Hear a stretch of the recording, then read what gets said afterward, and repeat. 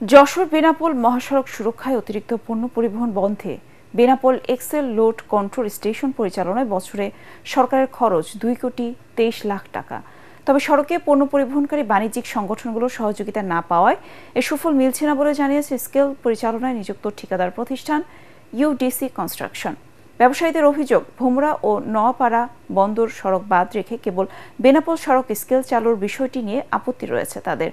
বেনাপোল প্রতিনিধি আহমদ আলী শাহিন জানাচ্ছেন জাহেদুল আলম।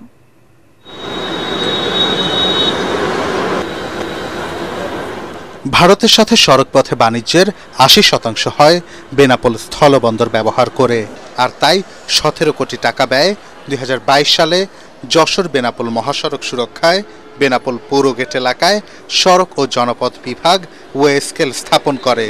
তবে অতিরিক্ত পণ্য পরিবহনে জরিমানার বিধান থাকলেও তা আদায় করতে পারছে না কর্তৃপক্ষ।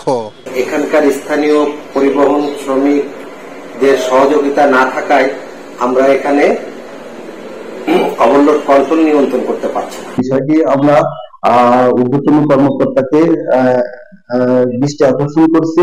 পরিবহন ব্যবসায়ীরা বলছেন, নোয়াপাড়া ও ভোমরা বন্দর সড়ক বাদ রেখে কেবল বেনাপোল স্কেল চালুর কারণে এই রুটে ব্যবসা কমার শঙ্কা রয়েছে।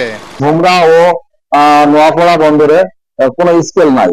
এখন বেনাপোল বন্দরে যদি স্কেল সিস্টেম চালু হয়ে যায় তাহলে আমদানিকারকরা ইচ্ছা অনিচ্ছায় বেনাপোল বন্দর থেকে মুখ ফিরিয়ে অন্য বন্দরে চলে যাবে। আমরা চাই 4টে জায়গায় স্কেল হওয়ার পর একসাথে চালু হোক, কারণ এক জায়গায় স্কেল চালু হলে এই পোর্টের অবস্থা খারাপ হবে।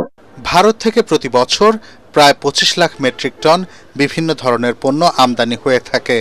তবে ব্যবসায়ী ও পরিবহন সংশ্লিষ্টরা সড়ক আইন না মানায় অল্প দিনেই এমন গুরুত্বপূর্ণ মহাসড়ক ব্যবহারের অনুপযোগী হয়ে পড়ছে। এতে সড়ক ব্যয় যেমন বাড়ছে তেমনি বাড়ছে দুর্ঘটনা। Bureau report, ATN Bangla.